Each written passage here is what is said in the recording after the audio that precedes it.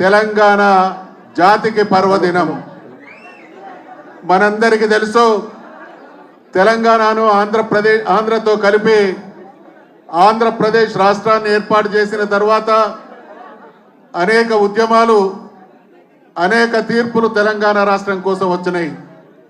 69 ఉద్యమం, ఆ ధర్మిలా వచ్చినటువంటి ఎన్నికల ఫలితాల తర్వాత కూడా కాంగ్రెస్ పార్టీ దుర్మార్గపు వైఖరితో తెలంగాణ ఇవ్వకపోతే, దయచేసి నేను వారి ఉద్యమ సహచరుని కాబట్టి ఆయన ఆ రోజు పడ్డటువంటి సంఘర్షణని మీ ముందు వారి సంఘర్షణను ఉంచదలుచుకున్నా ఉన్నాం.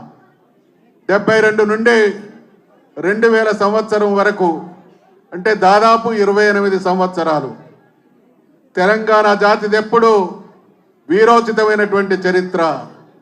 తెలంగాణ జాతి ఎప్పుడు పోరాడితే విజయం సాధించడమే ఈ జాతికి ఉన్నటువంటి లక్షణం. కాబట్టి 69 ధర్మిల 72 ఫలితాల తర్వాత కూడా కాంగ్రెస్ పార్టీ వైఖరి దుర్మార్గంగా కొనసాగింది. కాబట్టి నా తెలంగాణ జాతి చరిత్ర ఒక బాధాకరమైనటువంటి ముగింపుతో ఉండరాదు. నా జాతి చరిత్ర ఎప్పుడు విశ్వవిఖ్యాతమైనటువంటి చరిత్ర నా తెలంగాణకు పునఃప్రతిష్ఠించాలనేటువంటి ఆలోచనతో 72 నుంచి 2000 వరకు జరిగినటువంటి పరిణామాలన్నీ ఆకలింపు చేసుకున్నటువంటి మన నాయకుడు. ఇవాళ కేసీఆర్ గారు 70 సంవత్సరాలు దాటిండు. కానీ ఆయన పార్టీ ఆలోచన చేసినప్పుడు ఆయన వయసు దాదాపు 43-44 సంవత్సరాలే.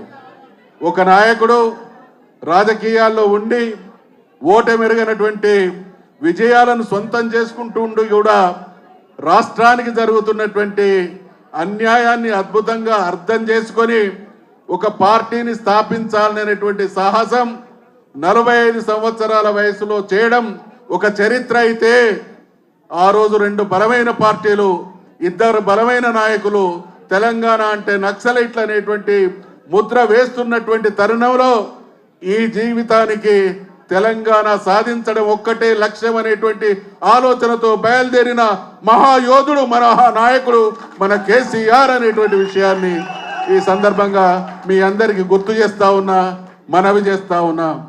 తెలంగాణ అంశం ముగిసిన ఘట్టం అని తెలంగాణ వ్యతిరేకులు, దేశంలో తెలంగాణను అడ్డుకునేటువంటి శక్తులు విర్రవీగుతున్నటువంటి సమయాన ఒక్కడుగా బయలుదేరి తెలంగాణ ప్రజలందరినీ ఒక శక్తిగా మలిచి తెలంగాణ అనివార్య పరిస్థితిని ఈ రాష్ట్రంలో, ఈ దేశంలో సృష్టించి తెలంగాణ రాష్ట్రాన్ని సాధిస్తే వచ్చినటువంటి తెలంగాణ ఆగమవుతుంది.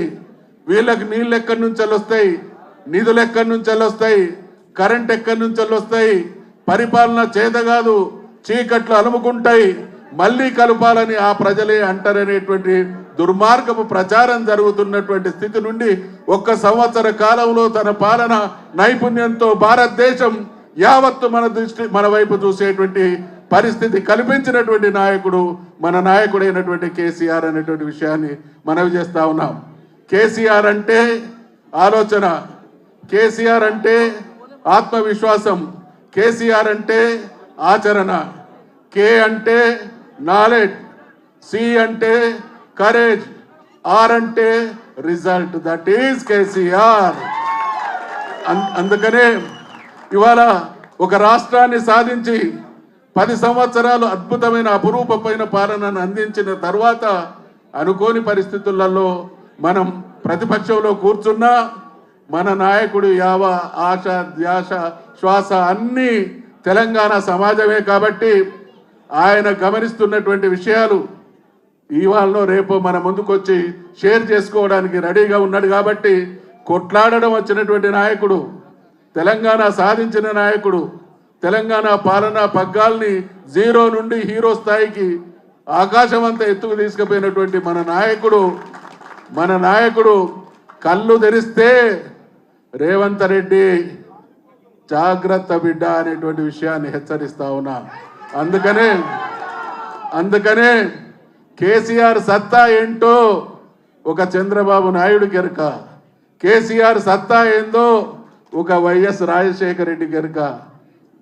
కాకి పిల్లకేం తెలుసు, ఉండేలు దెబ్బ, బయలుదేరుతున్నాడు, కాచుకో జాగ్రత్త అనేటువంటి విషయాన్ని హెచ్చరిస్తూ కేసీఆర్ గారి జన్మదినం తెలంగాణ యావత్తు పర్వదినంగా జరుపుకుంటున్నటువంటి సందర్భంగా ప్రతి ఒక్కరికి హృదయపూర్వకమైనటువంటి అభినందనలు తెలియజేస్తూ మన నాయకుడు నిండా నూరేలు ఆయురారోగ్యాలతో మనందరి సమిష్టి పెద్దగా ఈ రాష్ట్రాన్ని ప్రపంచ చరిత్రలో తనదైనటువంటి ముద్ర వేసుకునే స్థితికి తీసుకుపోవాలనేటువంటి ఆశాభావాన్ని వ్యక్తం చేస్తూ సెలవు తీసుకుంటా ఉన్నా. జై తెలంగాణ.